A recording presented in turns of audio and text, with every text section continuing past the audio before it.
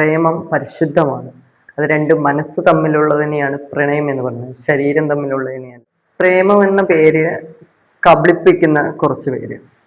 അത് പ്രേമമല്ല എന്ന് വെച്ചാൽ ശരീരം മോഹിച്ചു വരുന്ന എത്രയോ പുരുഷന്മാരുണ്ട്. എല്ലാവരെയും ഞാൻ പറയുന്നില്ല, കുറച്ച് പേര് ശരീരം മാത്രം മോഹിച്ചു വന്നിട്ട് അതിന് പ്രേമം എന്ന പേരിൽ പറയുകയൊക്കെ ചെയ്യും. ശരീരമാ വേണ്ടെങ്കിൽ നിങ്ങൾ പറയുക, നിങ്ങളുടെ ശരീരം മോഹിച്ച അവരും പ്രേമം എന്ന പേരിൽ അവരെ സമയവും അവര് ഫുള്ള് നിങ്ങൾക്ക് വേണ്ടി ജീവിതം തന്നെ ഒഴിഞ്ഞു വെക്കുമ്പോഴും നിങ്ങൾ അവരെ യൂസ് ചെയ്ത് രണ്ടിനെന്ന് ഉപേക്ഷിക്കുകയാണ്.